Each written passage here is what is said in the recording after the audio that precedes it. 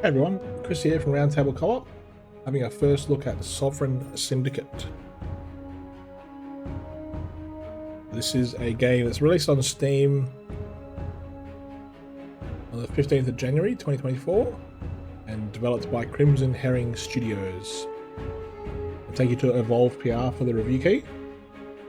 Victorian steampunk RPG with tarot cards instead of dice. Investigate the disappearance of society's most vulnerable to uncover a mysterious cult. Play as 3 characters, each with their own skills and motivations. Customize your characters with narrative choices to unlock new tarot cards. Looks quite interesting. I don't mind the Victorian theme every now and then. It's been a while since I've played a game with one. There's a skill and etiquette system, tarot card chance system, rich open world to explore, and the 3 characters Atticus Daly, Clara Reed, and Otto. Let's go into a new game. And looks like we've got no choice but to start with Atticus Daly, Chapter 1, Beggar's Lane. Follow Atticus Daly as he explores the seedy underbelly of London's East Docklands in search of his mother, a reason for living, and his next fix. So the archetype selection. Atticus is a prisoner to the voices in his mind, giving in to his vices, surrendering to base urges, or being forced to reflect on a life gone wrong. Which voice speaks the loudest? So the first one is animal instinct. Animal instinct, spryness, wit, and self-discipline. Self-discipline favours restraint over vice. In a world of fiery tempers, cooler heads prevail, wailing on the troublesome ne'er-do-wells of London. May blind you to the peaceful path. Wit relies on facts and cerebral labour to make sense of the world. Tap into your intelligence and learn from your past experiences. An informed mind sheds light on London's troubled surfaces. And spryness is in favour of sizing up a situation first. Be wary of rushing in before you know of other people's intentions. Leverage your street smarts for lockpicking, pickpocketing, stealth, and deception. So the major arcana is the High Priestess, and the trait is the Illusionist. You have trained in magic to make others see what isn't there. High Priestess, I can't see that. Is there? Intimidating, charlatan. I might go self-discipline.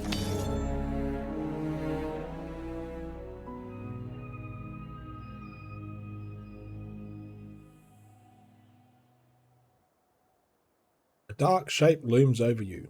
Against the guttering lamplight, the black shadowed form hovers unsteadily like a cutout in a magic lantern. You can't be sure whether it's a real living thing or another grim manifestation from your week-long bender, which at first blush you appeared to have survived. Or is it the face of death come to claim you? In any case, the spectre seems to be in no hurry to move along. Painful memories prick your gin-addled brain. Now you recall why you're here. You chose this alleyway on London's East End to drown the last of your days in drink. Well, if this apparition isn't the angel of death, then even at suicide you have failed. Heavy. Atticus, he's coming, wake up! Get out of my head, you old crone. Atticus Daly. Nothing but a dark silhouette for a face. No, it's a mask. His voice is cold and mechanical, like the hinge of a heavy iron door, concealing his identity, no doubt. So self-discipline, let's try to speak. 94% skill check, good. Who are you? Instead of a response, he proffers me a tin stippled flask. Take it eagerly. I'd been hoping for the hair of the dog, but alas, it's only the chloric bite of London tap water. You get plus 10 hope. Better than a parched mouth, and at least a bit restorative. Stowing the flask, the stranger leans back into the dim light of the gas lamps. I can finally see his features in full. He wears a brass-buttoned travelling waistcoat, complete with a scarlet hood and a mask of ornate gold panels. It glitters in the gaslight, delicately crafted. Finery like I've never seen. I love these little tooltip points. Kind of same as I saw in Warhammer 40k Rogue Trader. Very cool. Gives you a bit more background into the language and the I guess the tone they're going for. On your feet now. Sorry, sight. Dizzy from the head rush. It's hard to keep my balance. Who are you and what do you want with me? A friend in need of your services. A friend, but a man of his station, so deep in the docklands spells trouble. Misery acquaints a man with strange bedfellows. I need a moment to get my bearings. Fair enough, but I'll be watching. The stranger pulls back his waistcoat, showing off a gilded flintlock pistol. Over the years, many a minge bag have come to collect. This balmy naff is no different. So many outstanding debts and forgone second chances. Is it all catching up to me? Weary or worse? No matter. Let it be tonight then. You can try like all the others, but no. Temperament. Temperament is a representation of your character's mental state, progressing from desperate, weary, content, optimistic to hopeful. Your choices... Oh, I lost hope. Damn it. Your choices can change your character's temperament. Certain dialogue choices are only available based on your temperament score. Bugger. Come now, surely things aren't so dire. It's up to me, seeing every impulse to outcome, snuffing out the pleasures of life should I so desire. So self-discipline, what I need is peace and quiet, a place to clear my mind. Or wit, I can't hardly focus on pleasure in such a state. There are far too many voices. Now, first one. +1 in phlegm. What a neat... Yep, that's weird. Not sure if it's peaceful or quiet, but behind that padlocked door, you might at least escape the stranger. Alright, so I've got to pick up the cane sword. I'll do that. An evening cane concealing a steel blade and a cherrywood sheath. Below the brass figurehead is a band of crushed velvet. Battle-scarred with a well-worn handle. Suitable in aristocratic circles. Take the cane with you.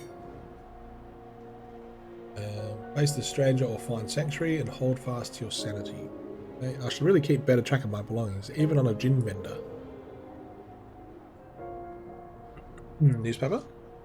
The Illustrated London News, this week's edition.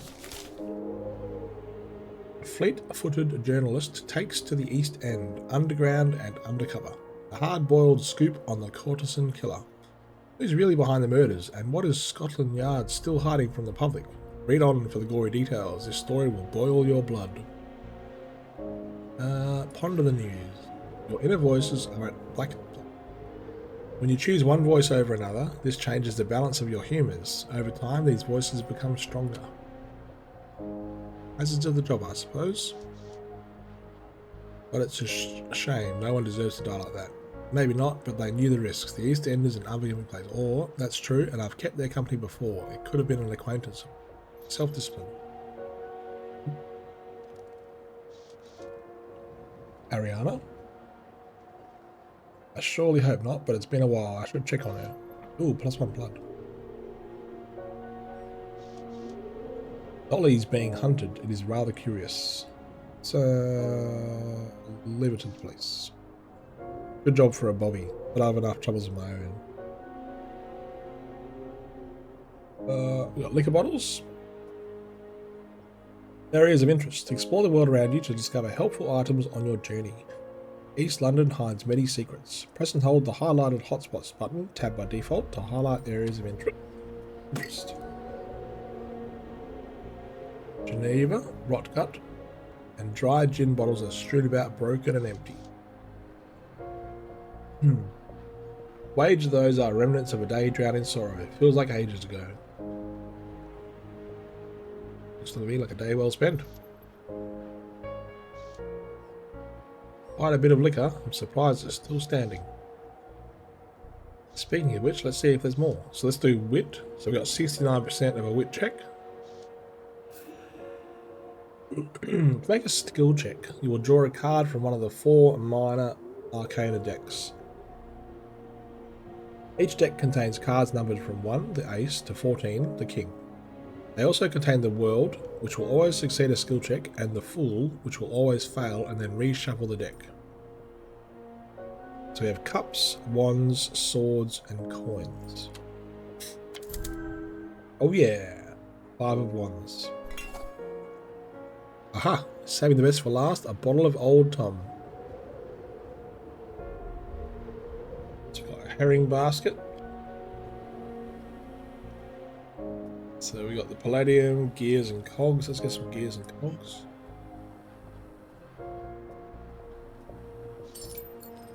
Mechanical odds and ends shimmering in the gaslight.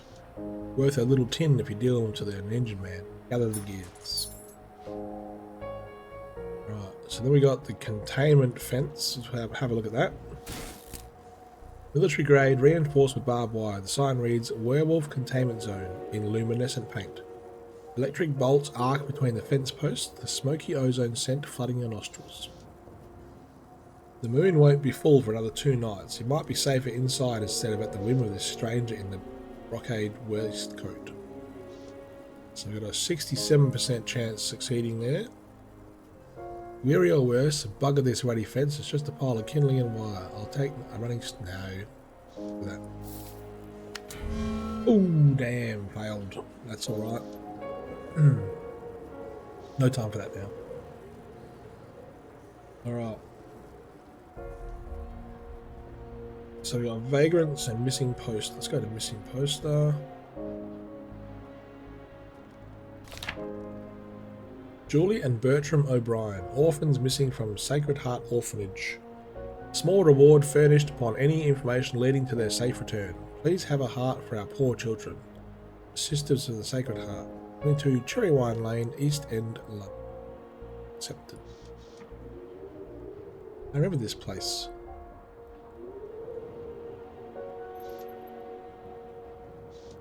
When a tragedy strikes, the ripples are far-reaching. A brother and sister gone missing from where I was brought up. Being an orphan myself, should I be the one to investigate? There are unsettled spirits in the docklands, and like it or not, I play a part in their pageantry. Hopefully not as some marionette with strings to pull for their amusement. Then I should leave, no cobble unturned. Search for them. Something's not right here. An orphan. They added me another quest. 3 rootless souls taking their ease in the heat of a steam vent. One of the few free comforts to be had in old London town. This one is Poe Pickett. Drifts around the city so much it's hard not to know him. Might not remember me though. Bold dash. That landlord, bloody meter, refuses to fix the heat in my abode. Them mutton shunters cast me out on the bricks like flicking an ant off a sleeve. The unfortunate companions huddle for warmth, their tattered garments splashed with ale stains. These men are dusty, virtually so. Not that I miss the old quarters, no. With the endless boiler double troubles, 'twas not much warmer in there than out here. He looks at me askance. Wager his mood still needs thawing. Oi, Horns, if you're not handing out hot meals, bugger off. Talking takes thinking, and I ain't got a lot of that to spare, in case you didn't notice. Fair enough, sorry about that. Now, I wouldn't mind getting the herring box up here. And then we'll check the padlock door. In a second, so we got the herring basket. Let's get some food. Maybe I can give them some food. A slatted wooden basket made from hazel cuttings. Willow branches weave around the bottom for support. Why am I up here looking at a basket? Surely I have more important things to attend to. I can smell the rotting fish from here, several days past its prime. I'm gonna lean in. White strips of flesh swimming in a pool of decomposition. Kibbered herring? Open it. 87%, yes. Nice. Dig through it. The acrid smell brings tears to my eyes, but somehow my stomach doesn't empty itself out. Oh, 100%, the world. In for a penny, in for a pound. Tossing the congealed skin onto the street, I land on something round and flat with milled edges, and it's not just the one. A couple of coins, and some spoiled herring. Beautiful. I should probably bathe at the earliest opportunity. This is true. Let's check out the padlock door. Can I double click it to run? Yes, double click to run.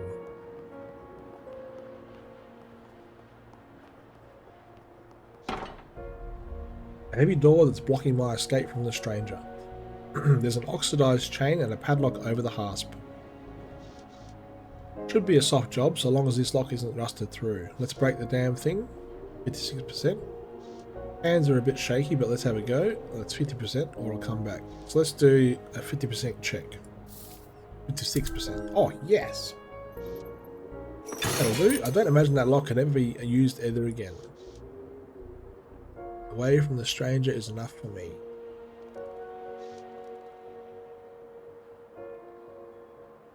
Now, let's check if there's anything else around here to look at. Gears and cogs, I should get some of those again.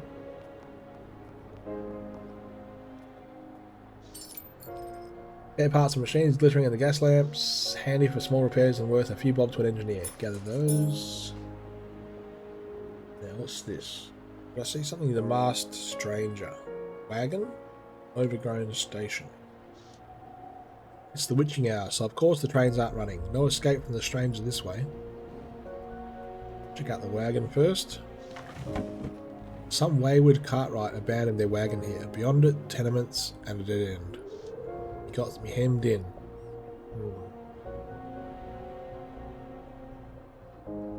Rest the stranger or find sanctuary? I think we should save it. Is save. Oh. Just in case we need to save scum. Past stranger. The stranger stands with a loose grip on his flintlock. Right then, you ruddy sight, let's get going. We'll need you batting on a full wicket. Shall I let him ragdoll me around London? He could put a bullet through my heart in a half moment. Now's not the right time. Not a chance. Ooh, 50%. Oh yeah. With my stature, I should get the best of him. Still, it's a question of speed and dexterity. I take a big swing at him, but he dodges deftly. Even so, I make a pass at his handgun.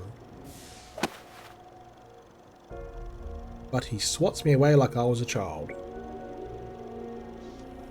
You can't shake me off, I'm not one of your debts. The soldier's cold and steely gaze. He must have seen combat. Scores of bodies like I can't imagine. It's a rictus curse. The blood is hardly pumping in my veins as the fight leaves my body. Fine then, I'll go along willingly. But if I'm to meet my end, please spare me the pain of it. I'm glad we understand each other. Where are you taking me?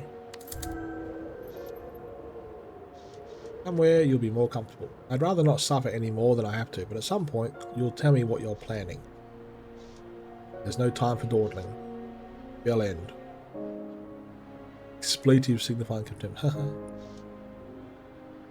If it seems like London left you behind, humour me for the evening. Otherwise, I'll deliver the bounty on your head and I won't have wasted any time. Okay. Your headache rages with a fierce second wind, and every step is a hammer and nail in your psyche. The stranger's reckless pace only makes matters worse, his arm like a vice grip, dragging you down a maze of twisted alleyways until at last a string of paper lanterns appears. Boys in a sickening sea of night, the cherry glow of Red Lantern Lane.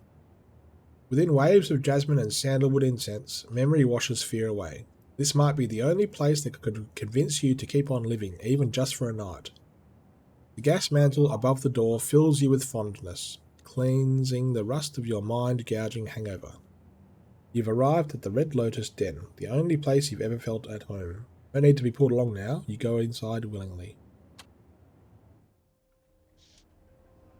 Happy now? Body aches, persistent nausea. From a physical standpoint, I'm barely holding it together. Allow me to rephrase, have you ever been happy? Can't say that I have, but I've gotten close to it here. Withdrawals. They can muddle our heads and make us weak. Don't worry, you'll feel better soon.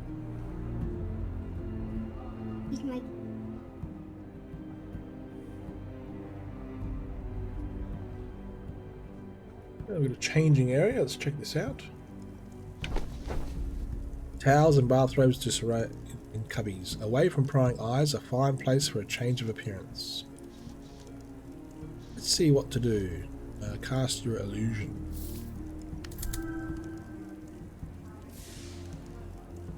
Sight from the fire, hearing from the aether, smell from the air, and taste from the water. Touch down to the earth in another form. Ooh, look at that. Okay, so we've got bath. Check out the bath. So let's check out the street lamp glare first. The guttering grease lamp pings through the glass. I'll hurt my eyes if I keep staring at this. Okay. At the bath. Steaming bath awaits your tired bones. Wouldn't it be good to get cleaned up? Oh, I should, because I stink. Good. Nice. Plus 10 hope and plus 1 blood. How about not smelling like vomit and cane rats? We shan't offend the ladies. Brilliant, that was a good idea. We have so we have a mahogany bar, the mask strainer, a center bouncer. Let's check out the mahogany bar first. A brass lintled mahogany bar lined with candles, casting eerie shadows on the centaur behind it. The clawing scent of mange. I'm not surprised, but did it have to be a centaur? Some centaurs have been kind to me. I won't pass judgment until he proves me wrong. Cantankerous creatures, sure as sunup. If I had a shilling for every centaur on a power trip, I'd have a townhouse in Kensington. Let's go self-discipline. How about Mr. Browncoat? He's rather unique. A Bixby Browncoat, the owner here at the Lotus. Most nights he's waiting at the bar, so I hope he hasn't taken ill.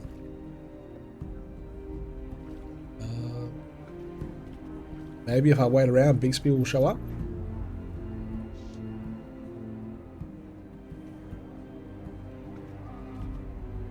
But he could be gone a while. Must be the press of business drawing him away from the front house. Let's go to the Masked Stranger.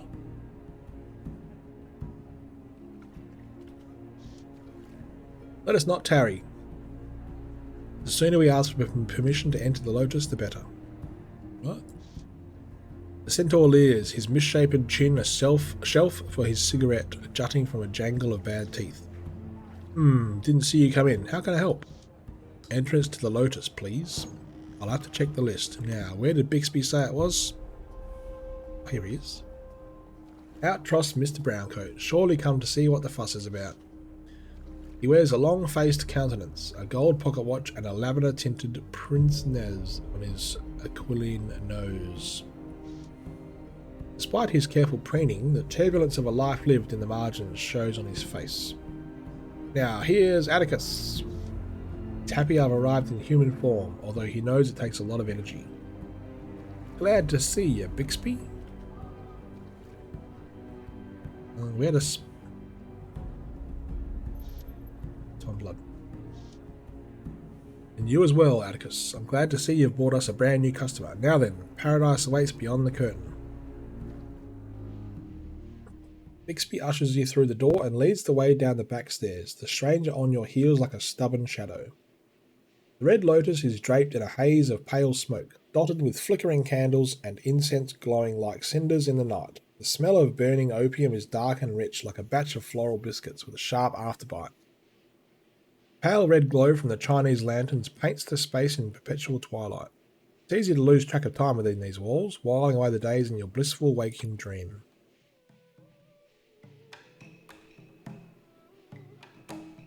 Okay, so we've got what's that gear clattering racket? A jet of steam cuts through the quiet of the den. Bugger off, you brass bucket. What a curious machine. I wonder how it works. Or what's an automation doing here? If it's not as if it can partake. If Minotaurs are welcome, then why not Tin Willies? Sorry there, didn't mean to startle you. Off it goes, heading for the private section. And where'd that masked stranger get off to? Alright, let's go to the opium maniac. A sleeping poppyhead is draped over a mattress in the corner, drooling idly onto his shirt. Fancy that, an errant wallet is poking up out of the corner of his slacks. It yearns to be free. His wrist's right over it though. This'll be a risky lift. Well, let's go to the incense pot. Sticks of heady incense waft in the air, always burning no matter the flow of customers. There we go, sunken area. Music's great, sets the scene nicely. The floor pit has benches with tufted upholstery and pillows costing a half-penny an hour. It's so late that most of the patrons have gone to sleep. Company. Just before sunup is the only time the Red Lotus is empty. Okay, down we go. Sleeping gents. Two workmen blissfully free of the waking world, as well as their meaningless existence. When they wake, I should hope they'll be refreshed. I hope. Now, let's go to the bookshelf first. Sturdy yet musty old bookshelf. The spines show such titles as Arcane Magic on the Eastern Edge of Ruin, Opium Through the Ages, and Parlour Games, Love in the Dream Time. Dwarf and Ultimatum. Evening, stranger. The dwarf has a warm and amiable look, with a set of crystal blue eyes, sharply intelligent, and a red moustache that is so full it could crawl off his face and build a cocoon. His beard is elegantly braided in the common style. I finger the brass rings in my own goatee, which is coarse and stringy by comparison. How'd you do? Just fine, some kind of inventor, are you? Hard to say. Yep. Hey, name's Theodore Redgrave, Brotherhood of Boffins, but call me Teddy, what most people do.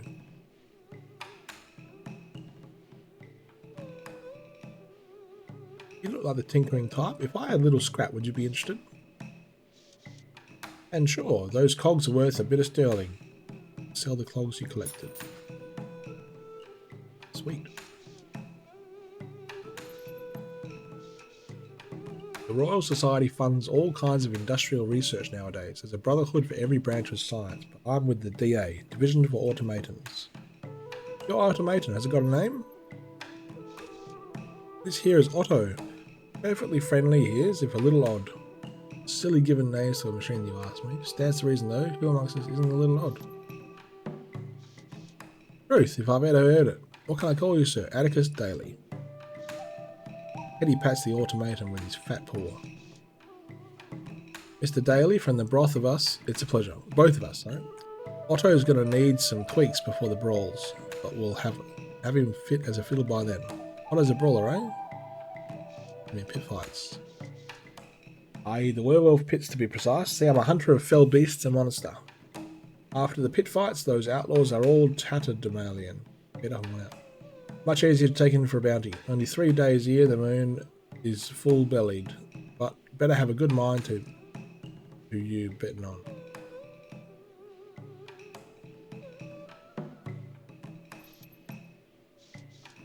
Bully, I just knew you were a man of culture, and that's on top of having the kind of stature I look for in a cove eager to be my docket while partaking in pit fights. Fetching offer, but I can't commit just yet. Besides, the stranger wouldn't want me to be led astray by such endeavours. He strikes me as the kind of fellow who'd cross oceans and deserts while giving chase to his quarry. Good night then, and good luck with that contraption of yours. Okay. We have a dreamer, private booth. Another gentle customer on a journey of the land of Nod. Another chicken asking to get plucked. Perhaps I'll have a rifle through his pockets. Nope. Private booth. Lattice wooden screens and high-backed seating provide some comfort and privacy for those that can afford it. The booths are made of luxurious calf leather. Calf leather! My poor brothers and sisters, skin for a creature comfort. The leather is well oiled, plush with dimpled riveting. Delicate china and exclusive menus of the den's offerings are available here for those of a more discerning taste. Seems I'm in for a treat on account of the stranger's pocketbook, as fat as a Christmas goose. Show a little restraint. Still, I'd like to know what his motive is. Why invite me here? Whatever his angle, there must be something in it for me. Yeah, we'll hear him out. It's worth seeing what's on offer. Infuriating, but I can't keep the crone from intruding. Nevertheless, the stranger is waiting on me. Let's get on with this.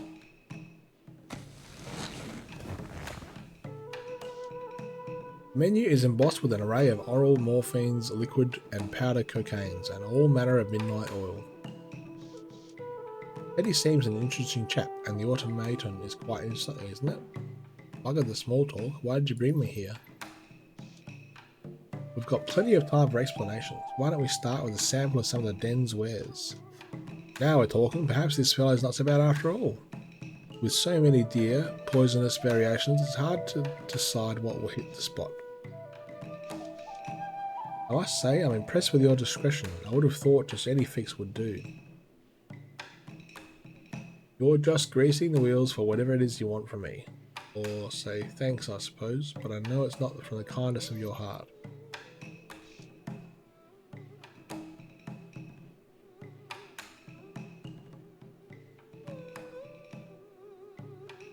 We'll see if you sing the same tune when it's said and done. Now then, while you think about the entree, I'll prepare the appetizer. He takes a small tablet out of his shirt sleeve, cracks it in half and drops it in my teacup. The other half goes into his own. You can't expect me to drink like that. Half and half, an equal dose. It wouldn't kill us both, now would I? Drink the tea. Well then, cheers to not killing anyone. The drugged tea restores my spirits instantly. It took me ages to perfect this remedy. With this new blend, the ghastly, teeth-gnashing anxiety's gone, leaving just the euphoria. It seems this stranger is no stranger to drugs. The pains of my withdrawals are all but absent. And for the main course, how about White Wind Elation? You must be fond of that one. His light-hearted confidence seems like a front. I get the feeling he knows you better than he's letting on.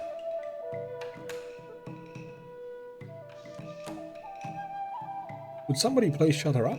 This bloody stranger is already enough trouble. Enough of this facade. Not only did you pick my local place, but you pretend to suggest my favourite blend like it was a lucky guess. I know a little something about you, it's true, but it's part and parcel to my profession. I keep tabs on people who pique my interest. How have you been tracking me? It wasn't all that difficult, you only have a few haunts. What is your profession? Let's say I look after Her Majesty's interests with great vigour when they align with my own. First, his cryptic speech was alluring, but now it's plainly an annoyance. On with it then, you've tried my patience long enough. Very well, I already know of your life as a roughneck and a panhandling mage, but what about before that? What about the Sacred Heart? It was where I grew up before I looted the nun's coffer and took to the streets. I gathered as much. What I'm not sure about is your parents, although I really have a guesses.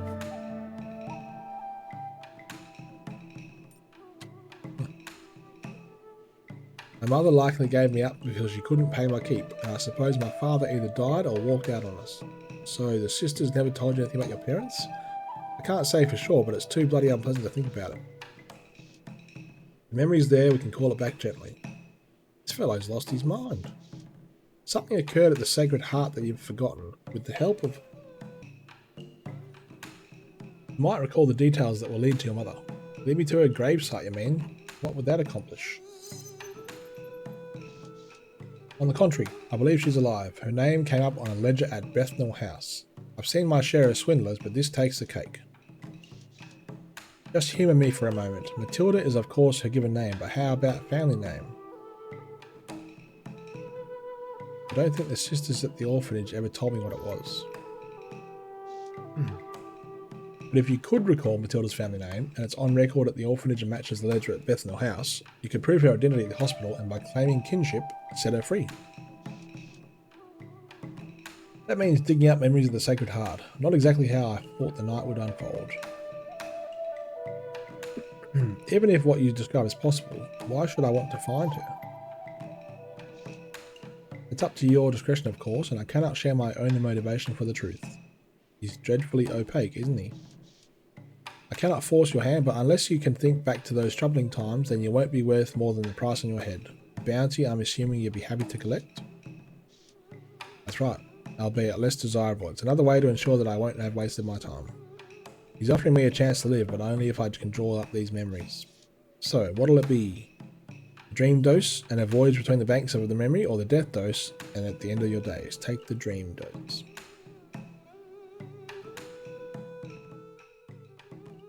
You take the stranger's offer, eager to lose touch with harsh reality and for a chance to recall everything that could lead to your mother's whereabouts. Shortly after drifting away from consciousness, you find yourself being enveloped by a miasma of repressed memories. The stranger's recent inquiries reminded you of growing up in the Sacred Heart Orphanage. Auntie Emma's warm embrace suddenly morphs into chilly restraints as remembrances of dooryard scuffles with bellicose orphans resurface. It's as if life's refusing to allow you to seek refuge from tangible hardships, no matter how potent your drug of choice for escapism is. This place, it's surely a dream, but it's all too familiar. You must find out what the stranger is seeking in your memories.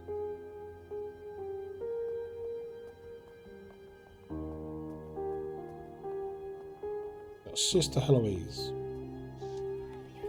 The courtyard is nothing but hard-packed sand and scruffy grass. Heloise watches over the children at play. By this time you were big enough to give as good as you got, and the ones who wouldn't fight you insulted you with abandon. As the others adapted, I became more isolated. I often thought of running away. Atticus, you'll be 12 years old in a week's time. There's something I need to tell you. What's the difference? I'm getting out of here as soon as I can. Now, Atticus, let's hear what she has to say. It's about your mother. I should have told you sooner, but I didn't know how. I'm sorry, Atticus. I wish I'd been more brave. At least you're telling me now before I quit this place. The day you arrived, there was a ring wrapped up in your blankets. You're old enough to have it now, and your mother left this too. Eloise hands me an old piece of parchment, a note from my mother. Can you make out what it says? No, there's no message. I can't produce the memory. The truth will come in time. I'm sorry I kept this from you so long. Did she ever come back for me? She came back half a year later and insisted you were her child. She mentioned the note and knew the date we found you on the steps. Why didn't I go with her? Hush, Heloise is coming to that. As your mother signed in the registry, a horse and buggy drew up outside. There was a terrible shout as someone bowled over the sister at the door. When this fellow burst in, your mother went stiff as a corpse. Could it have been my father?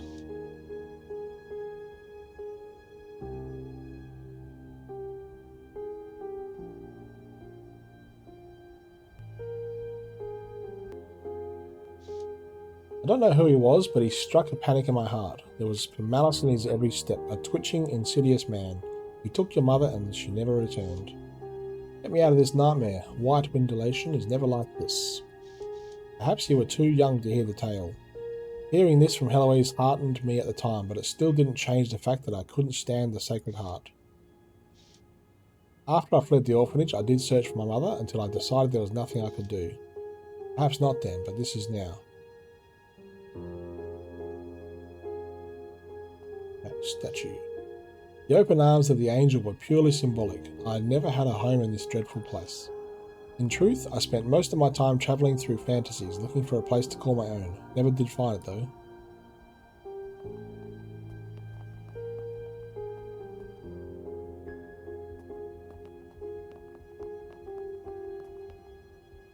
Chalkboard. The bits of coloured chalk were the most sought after. It's too bad they were so often wasted on crude drawings. I see you've recovered from your latest round of fisticuffs. Anything to say for yourself?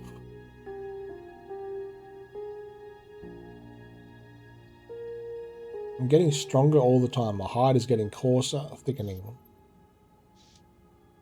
There are many ways to be strong, dear boy. It's time you learn what your bloodline is capable of. Must be another ploy to get me to stay, but I'll be 13 in a few months and then I'm running off for good.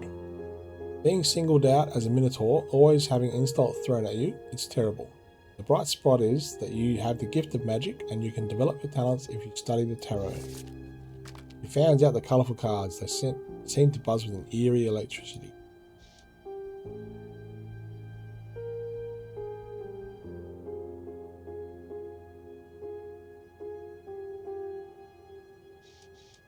The magician transmutes potential energy from its ethereal state into perceptible forms.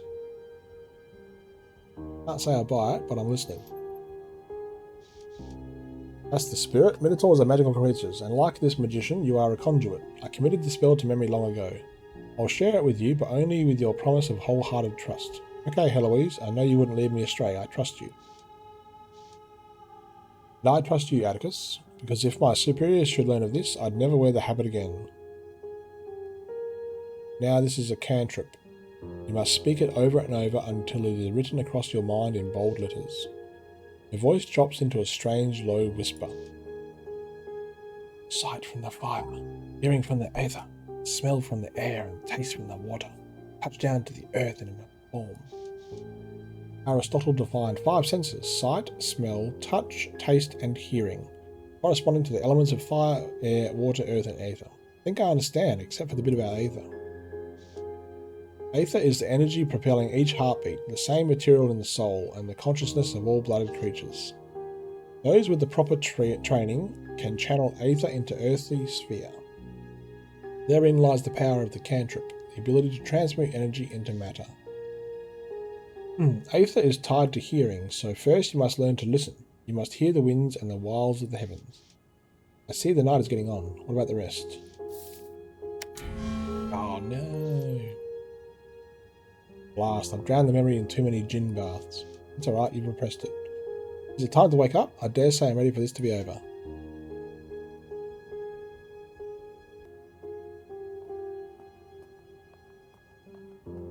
Teddy bear? A teddy bear with a missing eye and matted mohair fur. Suffered the pitfalls of a rough life in the orphanage, just like the rest of us. Footlocker?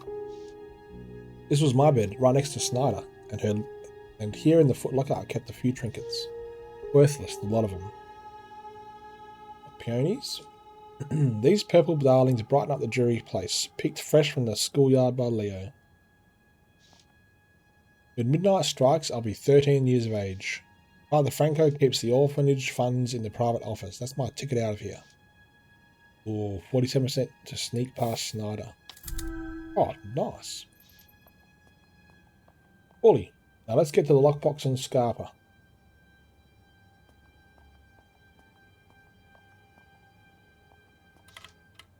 There's enough here to get me started on my own.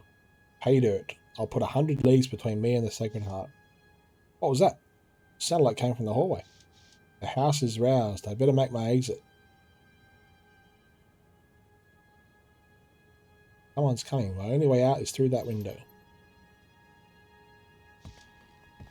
There's a voice in the corridor, then a pale shape that emerged from the shadows. Stealing this money had hurt the Sacred Heart. We fell behind. We skipped over holidays and knitted clothes for the children. This memory has been twisted by the guilt you felt from it, taking a new shape to prevent this sort of behaviour again. Who cares? It was ages ago, and I'll behave however I damn please. I'm sorry, Heloise, but I had no other choice. There's always a choice, my child, and there's still a way to make it right.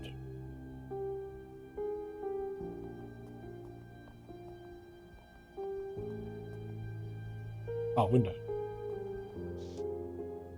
Normally I'd say that drifting into deep sleep would be a merciful release from relieving such memories. Yet something compels me to push on, to be put through the ringer.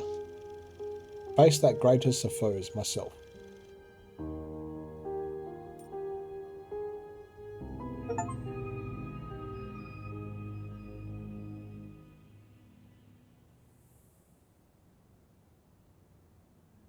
Ooh. Clara Reed. Lord Silas's airship. Navigate London as the sharp and savvy courtesan Clara Reed, before new crimes and the markings of her past catch up to her and tear her life apart.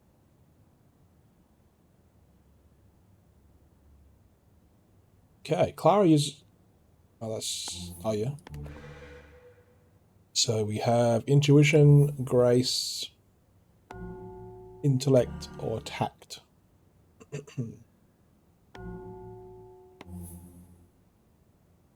Quick on her feet, quick with her hands, and quick to laugh. These are the tools that both disarmed most conflicts and left Clara with enough prep and verve to want to keep moving forward.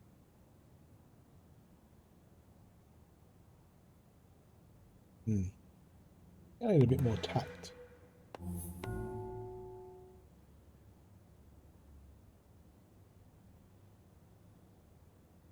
Hello.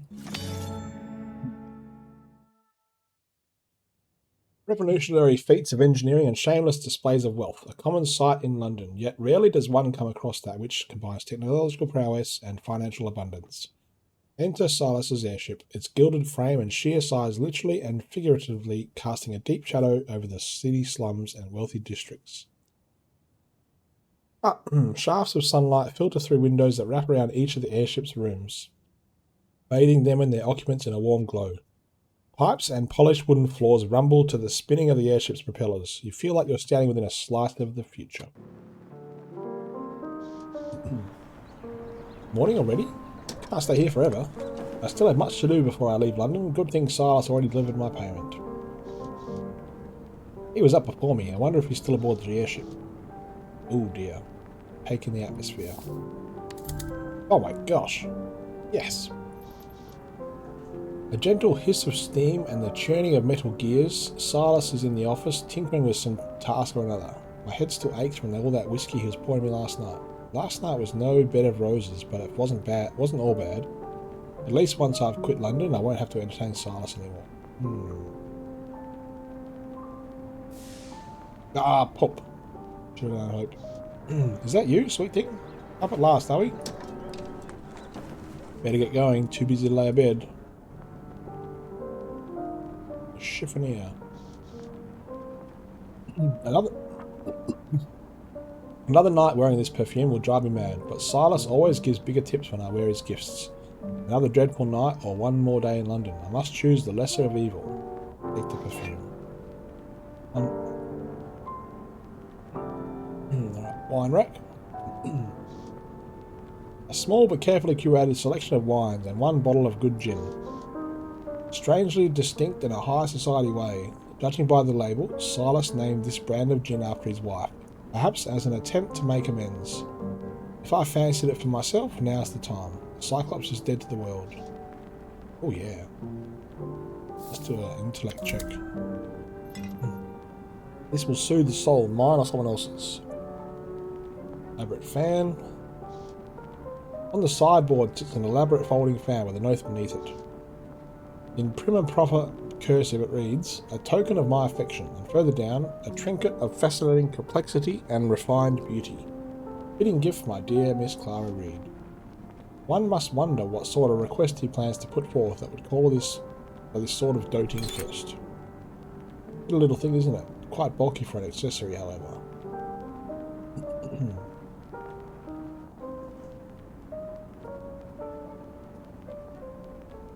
Couches down here. Got a phonograph. Mother used to play a song with one of these. What was the melody again?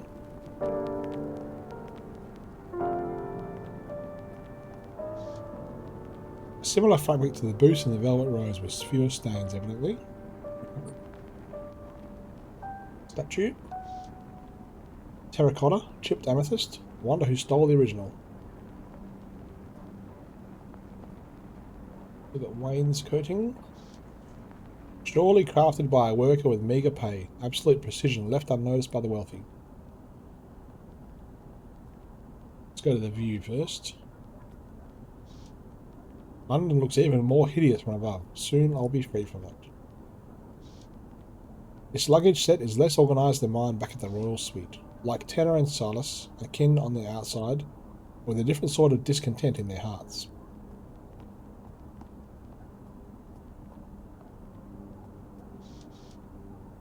Fancy a joint to Sir James for Finnan Haddies? Afraid not, my dove. I have a busy schedule today, and my employer at the Rose will be quite cross with me if I'm not in soon. This early in the day? Zeus's beard. She runs a tight ship then. Respectable shops and taverns won't come unshuttered for ages yet, but the dollies are already breaking bread and scrubbing up for the day. No rest for the wicked, as they say.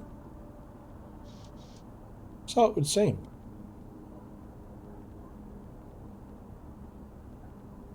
Wherever did you find this fan? It's quite the piece. Ah, found my gift, eh? Lovely little bauble, isn't it? I know you've a bit of collection, and I couldn't resist treating my favourite London dolly. Not too presumptuous, I hope? Not at all. I appreciate the gesture. Well, I'm sure you'll find a way to thank me when we next meet, right, my sweet? When would you like to meet again, Lord Bragg? Now, enough of that. It's just Silas for you, my little minx. Lord Bragg. Ah. Novelty never wears thin. I pray only that more Cyclopes may someday follow in the footsteps and earn Her Majesty's praise. For all his bluster, there are some causes he truly does care about. But for your question, I'm afraid I'll have to get in touch. Busy these coming days, and plenty of irons in the fire. But mark me, I'll send word to my sweet Miss Clara as soon as I'm free. I look forward to it. Sleep well, Dove? With you, always. Nothing like waking up beside a lady as lovely as you in the buff. You flatter me, your lordship. Flattery will get you everywhere. I know the look in those eyes. Best to seg into something else. Regardless of how well Silas is already paid, I do have places to be. How's work coming along on the new prosthesis? Wonderfully. Couldn't be happy with it. I can't wait for the public to see it. This will revolutionise the way work is done in our fair city. And play, for that matter. We'll be launching ahead of a schedule at this rate if only the blasted foreman could do his job. Trouble on the production line? And then some. One factory in particular. They're asking for higher wages, less hours. You know how it is, my sweet nothing I haven't said. Length. Christ above, the greed, the laziness. Do they not understand how deeply they're hurting this industry, slowing us down? Let Silas know of your thoughts on the matter. Oh, bother, sweetling. When we next meet, I'll work all the harder to take some of that stress off your shoulders. Indeed. The character has gained the chameleon trait and will now be able to select dialogue options that require this trait. I'd best be off. It was wonderful as always. Don't be a stranger, my dove. Of course not, my dear. I'll be seeing you sooner rather than later. Okay, well, I think we go to the wharf then. Oh, it says search for something. Oh, yeah. Soft light breaks through the dense London fog and falls across the leafing paint of the fishmonger's stalls. This close to sea, the smog of London is usurped by the salty bite of tidal decay. Fish bones and English waste mingle on the edge of metropole, coating the stone walls of the quay and cobbles below in a thin and foaming slick. Escape is close at hand, and the tawdry cavern, which has been your living tomb, shall be no more, fate's willing. When they search for you in the morning, they'll find little more than an empty room with its door flung wide. Just one more night of this. Ah, the nostalgic reek of London's ports. It's a fine day by London standards, quite nearly refreshing. Almost a pity to spend it bustling about making plans for my egress. At least it saves me from a morning stroll with Silas. My musings are cut short by the hacking gasp and cough of a longshoreman somewhere off a ways, hauling his cargo for the day. Best not to keep Green Street waiting, though I'll indeed miss London. That's more than enough Norcushions for now. Yeah, this one.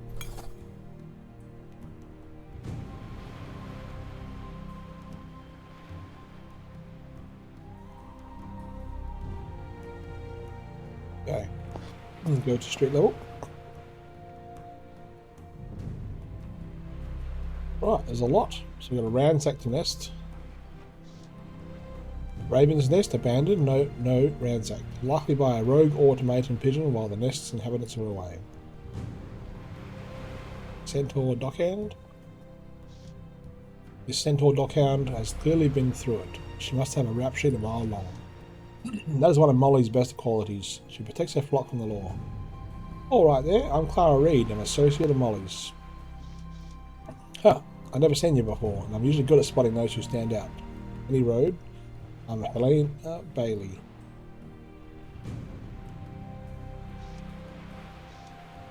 Yeah, you and half the crooked women in London, what with the bullfrogs, that don't impress me. Why don't you go bother someone else? I've got stuff to do. There's some cogs, let's get those. And then we've got a docking rope, we'll get that.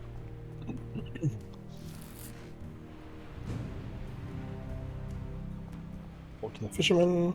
Hard for one's proverbial sailors to catch wind in this city. A sea dog like me is perpetually adrift. Maritime mixing of metaphors, enough to make me seasick.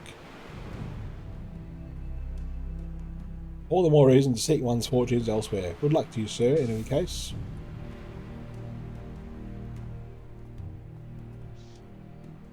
Felipe Serrano. A regular at the rows, the wiry young Spaniard gazes wistfully across the canal. Like most seamen, he carries an esoteric reverence for superstitions, but holds a singular enthusiasm for the unknown that rolls along with the tides. Hark to that, he's in the middle of a song, a lovely tune that I recognise from somewhere but cannot place. Hey, Senorita Clara, buenos dias! Good morning to you too. My apologies, Clara. My head was in the clouds. Ask him what song he was playing. I was singing. Oh, I had no idea. I only understood a few words, but it sounded passionate. Tilt my head and smile at him a bit. Hey, Kasa. It is a song from Violetta. A troupe was touring in Spain during my last visit home. Just the title of the aria alone spoke to me. De mie volenti spiriti. It perfectly describes how full my heart feels. I don't know of the author. Oh well, you're missing out, Senorita. It is very beautiful. He's talking about how full his heart is, dear me. I've noticed you frequently in the rows as of late. Does one of the girls have your heart feeling this way? I fear that the devil will yank the rug out from under me if I tell you who. I have rarely been so lucky in love. And she reciprocates? See, because at first she took my money, but last night she did not. She pressed it back into my palm and kissed me. This is dangerous for her, but this is the way it is so often in love, isn't it, Clara? When I was walking home, I felt as if Fisherman's words fade as I grapple with what is revealed. In this line of work, there is a rule that reigns supreme. You always accept payment. Even if her actions are sincere, she has reaped a disservice on all of us. Up a penniless cobbler, and their payment should be mending of your most worn shoes. The price of your company is also our protection. What little do we have? And word gets out that a client has become an exception, every Tom, Dick and Harry assumes they'll be the next one. And so I'd like you to have a Pollock on the house. I quash my inner monologue just as he ends his. I haven't the faintest idea why he's offering me the fish till I chew the juice for that. Ah, gracias. Can you believe this is all came up the Thames this morning? The new steamships are such a wonder. He points towards a near bursting net wiggling with fish. My heart is filled with abundance, and now my net is too. It has to be a sign. That's lovely, Felipe, but you said it yourself, the girl may be in danger because of this. Who is she? Lo siento, Senorita Clara. Let the Pollock double as an apology as well. Every seaman here will tell you the fates are fickle, and I cannot tempt them by telling you her name. Not until I have her answer to a very precious question. Precious. He's planning to propose. As I say, only fools rush in. Well, I hope the fates look kindly upon you. He presses his lips in an anxious smile. By the saints, this is a doomed romance if I've ever seen one. Okay, so...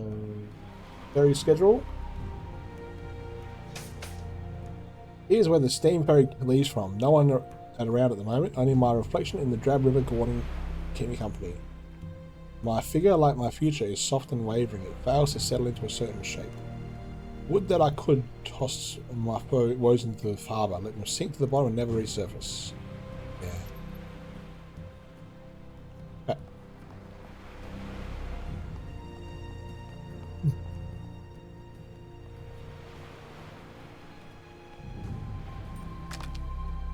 These are the tarot cards I've got. Okay. And this is my journal. I didn't... New fans.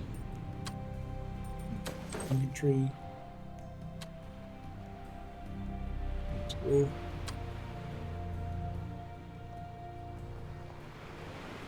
Okay, so we got a Navy officer. We got this velocipede first. Stunning invention for its time, though a bit dated now. What with the steam-powered locomotives I've seen along the avenues. The spokes are patinated with rust. It must not be getting much use. All the same, I'm surprised it hasn't been stolen. Sitting out in the open like this. Got a Navy officer. Oi there, don't sway away from me too soon. Name's Glenn Forrester, Lieutenant in the Royal Navy. You mean? A Navy man. Well, I'm Clara Reed. It's a pleasure to be acquainted. That's right. Well, I'm retired to be precise, but the active service took me over all over the Mediterranean. If you ever want a sea tale, I'm your man. Listen to his tale. This encounter took place upon Thrinacia, a rocky little island, barely worthy of a name, to the southwest of Sicily.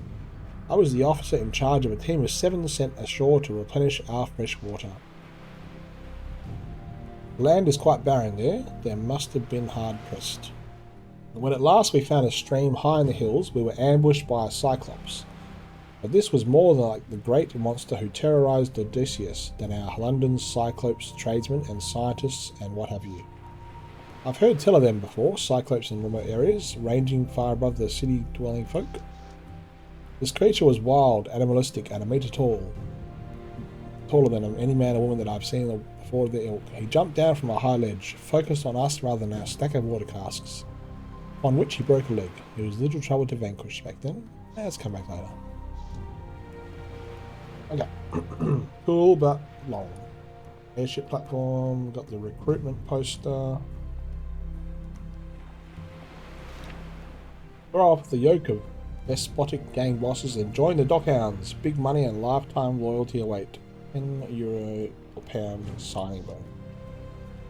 At the bottom in smaller print, must be able to lift the grain sack equally roughly to a young dwarf. How specific. A newsboy? Madame, have you heard? Ladies like yourself are being targeted. For now it's sunny, sure, but you'd better tuck in early tonight.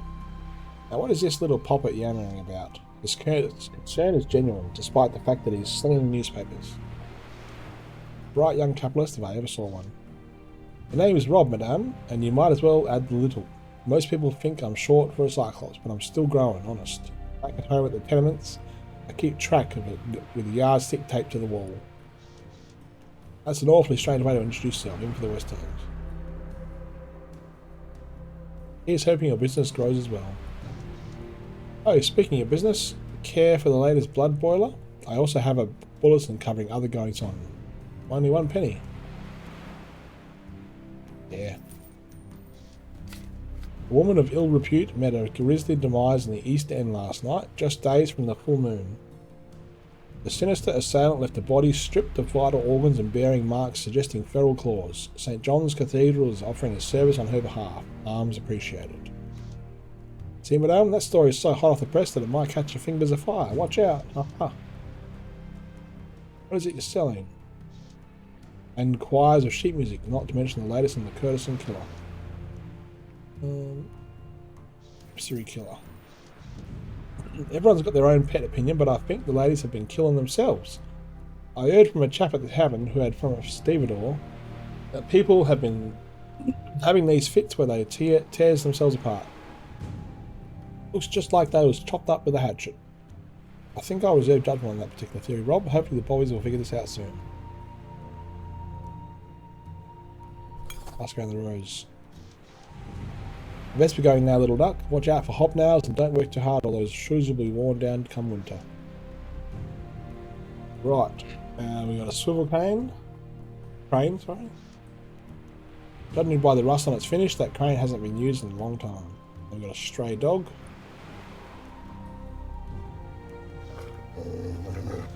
That's a blue merle collie. Strange seeing a purebred without a collar.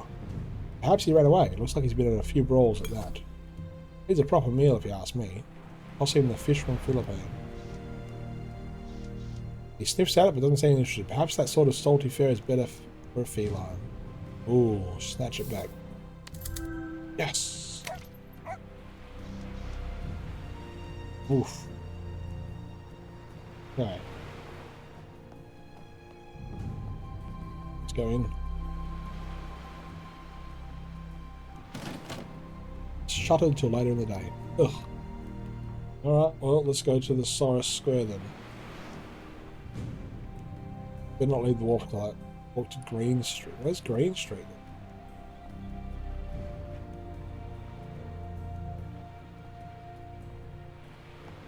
What in the hell?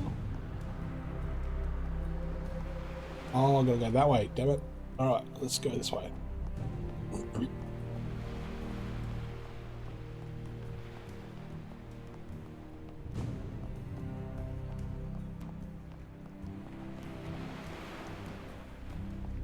Go to the slag pile. Coal tailings from the warehouse, no doubt. Steam requires coal, but the byproducts, gypsum, slag and fly ash, can be reused. Abrasives, cement, roofing materials, just to name a few. Who knows how long this will sit here before anyone repurposes it. I would assume it was piled by one of the trash processing automators employed by Arsenal. Gears and cogs. We got the warp engineer. The studious man turns away from his workbench, where the innards of an open watch face glint in the sun. He momentarily loses focus, and a steel spring twangs in my direction. Dodge the spring. Yes! Cock my head at the last moment, the errant spring zips past my ear, and the man snatches it out of the air with shocking alacrity.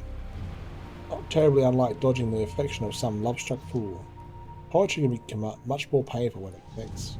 Oh, you blazing mechanical foozler. Ahem. I didn't see you there, miss. She shifts his demeanour with a practised smile. What a clean lady. Here at Arsenal Warehouse number 3, we take pride in our cleanliness. Pardon me, miss. The temporary mishandling. Whom do I have the pleasure of meeting this time? Don't worry about it. My name's Clara Reed. And yours? Dante Ziegler at your service. What brings you to the wharf? Just passing by, and I thought, well, I'd stop a moment to see what you've got working on. Ah, well, I beg your pardon again, Miss Clara, but I'm a bit busy at the moment. Busy waiting, that is, for my illustrious employer to finally arrive and give the orders of the day. That'll be Lord Braxton at Arsenal. Lord Braxton wears a wonderfully clean suits. That means he is a good man. The man can be an absolute tyrant to his employees, whilst managing to completely ignore them at times. It makes me wonder what he's up to in his private life, and I'm not one to pry. Certainly doesn't know the company Silas keeps. Oh. Funny you should mention him. Lord Braxton and I are intimately acquainted. Oh, as I said, I'm very busy, miss. Good day. What a shame. I had some good juicy gossip to share. Green Street. This is Green Street, a Canadian smuggler who endures the brutality of nature and unforgiving ocean in the name of profit. A pity to have to turn to him for passage across the pond, but my options are rather limited. Miss Reed, Mr. Greenstreet. Satiate my curiosity for a moment. Why do you need me when you have such prestigious bedfellows as Lord Braxton?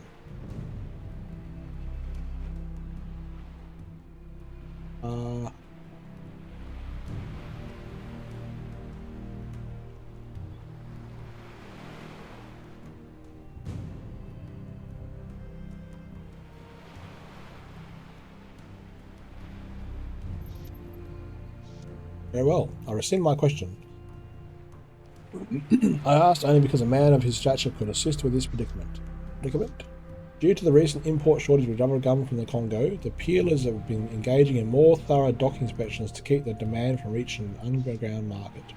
He shoots me a look while scanning the horizon. The port's usual watchmen refuse my bribe. Either the coppers are paying him better, or they're putting the fear of God in him. He gets his teeth around his pipe. That means changes to our agreement on smuggling you out of here. I'll need a double rate by tomorrow night. That's as generous as I'm willing to get while the constable's breathing down my neck. I'm going to try to threaten him. Oh. Put that away, Miss Reed, for both our stakes. I'm going to double down. Character has gained the stubborn trait and will now be able to select dialogue options that require this trait. You'll be a man with a hole in his chest if you don't do as I say. As I say, the price stays as it is.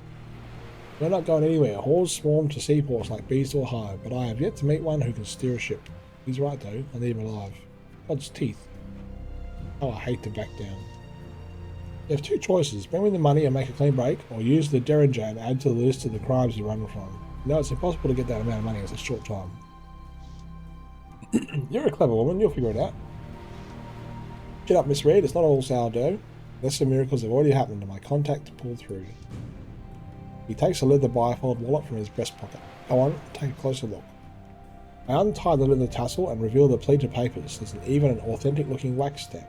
A new identity, mine for the taking. This alone costs a small fortune. Your tale is, you've come to the Dominion of Canada to claim inheritance from your great uncle who served as a soldier under Napoleon. That's a neat story. With the coup going on in France, any attempts to verify my familial origins would be a nightmare. I'll be taking that back for now. Now I meant to measure legitimacy. Want to take a look? Suppose you'll just take my word. Green Street tucks the documents into his breast pocket. If I'm not here in the docks, then you'll have to find me at the tavern.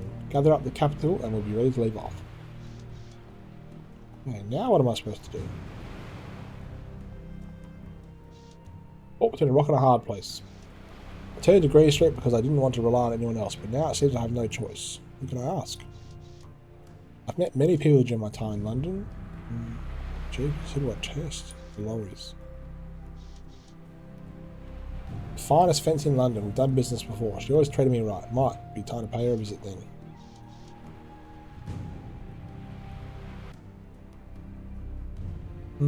Let's go. Bartender at the Palladium. Best not tell her I'm leaving. No, but she's good for gossip. Might be she's a lead on some tin making opportunities. Worth a shot. Tessica. It would break my heart to tell her I'm leaving. Best to keep her far away from all this skullduggery. Oh, Molly then. Leader of the dockhands.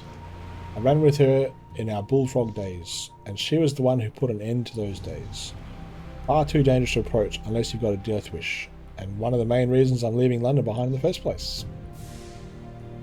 That's enough. Anyway. Alright, I don't know where to go.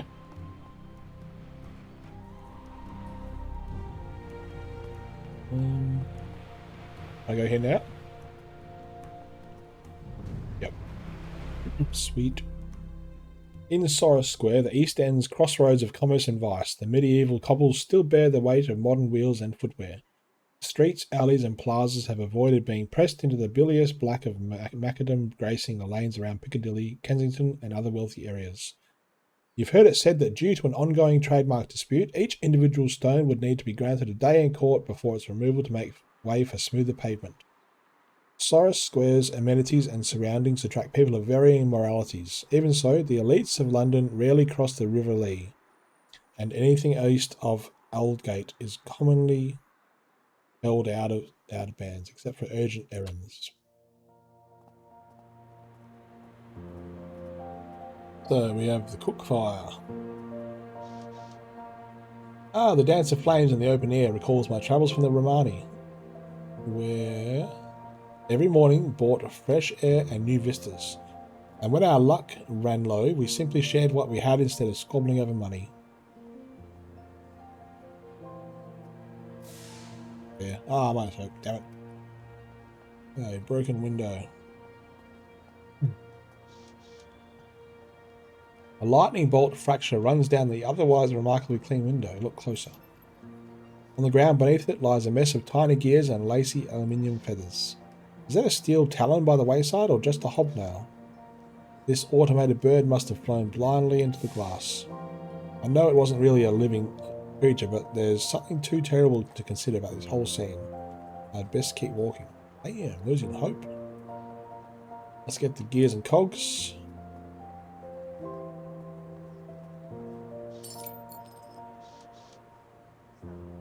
All the pieces. Talk to the stew bum. Sadly, there are a lot of vagrants in this end of London. If I ever met this fellow, I can't recall his name. Ah, good day to you, sir, madam. Who might you be? Call me Clara Reed. Why the woe begone look? Something wrong? Well, yes, something is wrong. Since you asked, I'm awfully dry, my lady. Parched something fierce. The name's Poe Pickett, by the by. Don't suppose you could help a man who's down on his luck. Understand what it's like to be at the end of your rope. Here you are, Mr. Pickett. Oh, bless you.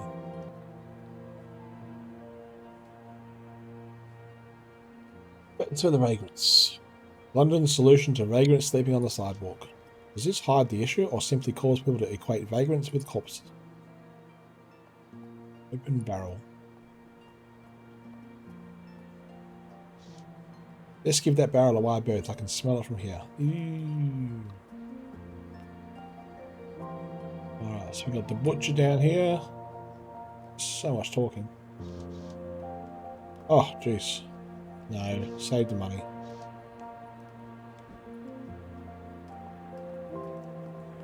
Poster.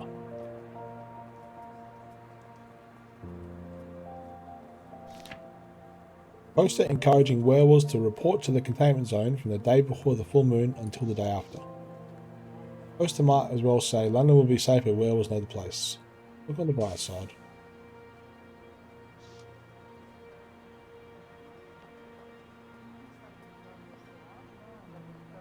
Black cat. Hey, she might like this one. Might like the fish. And approach me with a caution, unsure of what I have to offer. There, little Tom. Have you a name, I wonder? My stomach grumbles. I wonder if the noodle stand in Red Lantern Lane is still open. I think I'll call you Bacon. Are you hungry too, Bacon? Offer Bacon a fresh fish. Eats the fish unhurriedly, clearly enjoying his meal. Bacon takes the pollock in his mouth and sets it down beside him, then sits next to his prize and stares at me. Your services are no longer required this time, servant. You are dismissed. Fair enough. Alright, so we've got the big fountain.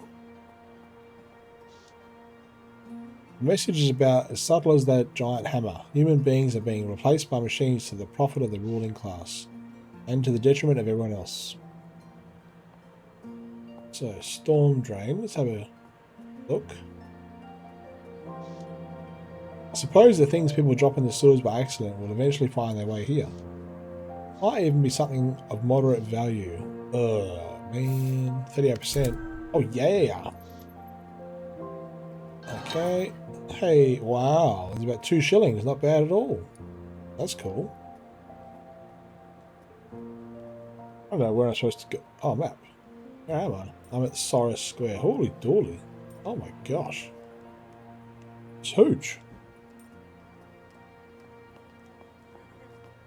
So, meet the last of London. Meet with Madame Zora. I don't know where to go for that. Ah, tram. Sky tram. That's weird. Let's get some gears and cogs.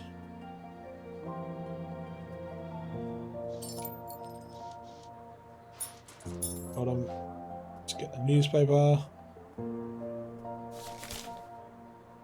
Hard-boiled scoop on the Courtesan killer. Read on for the gory details. This story will boil your blood.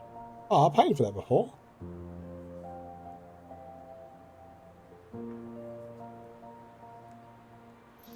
Huh.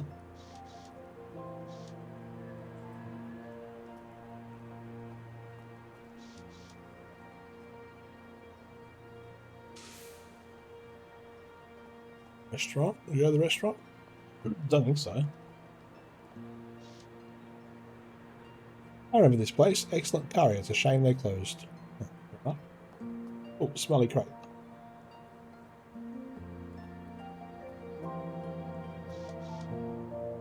A dropped crate of china, likely intended for the restaurant, accompanied by a nose-pinching stench. Investigate the smell. Oh, just disgusting. Fallen leaves.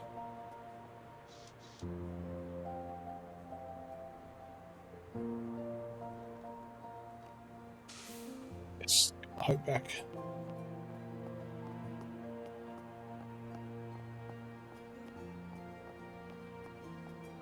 Get gears and cogs.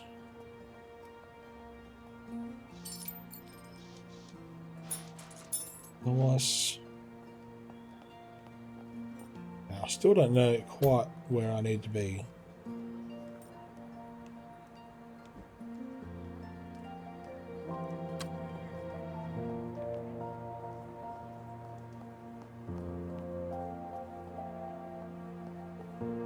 Bell jar. I can try there. I bet that unlike Green Street, those people didn't ask that women to pay a fortune before receiving a helping hand. Let's go into here and then I might end the recording. On the outside, the Bell Jar Hotel looks like the rest of grimy Silas Square, but once you step inside, you might not believe the splendour.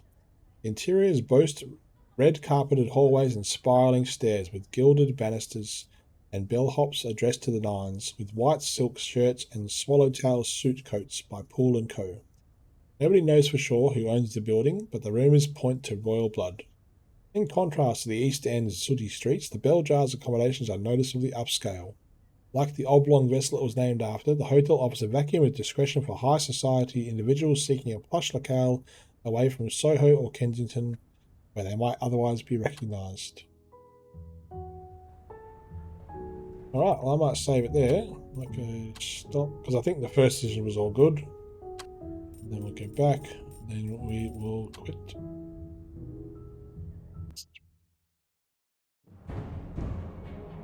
My name's Chris from Roundtable Co-Op. That's my first look at Sovereign Syndicate. Looks like a very deep and rich game. The architecture and the visuals is really cool. There's a lot of reading, which I don't mind every now and then. Some people might not like the reading. Some people might just skip it. But I like to kind of dive right into the lore, and this game's given me everything I need so far. Really cool. You'll see my review up on roundtablecoop.com once I've had more of a playthrough. But for now, thanks for watching. We'll see you next video.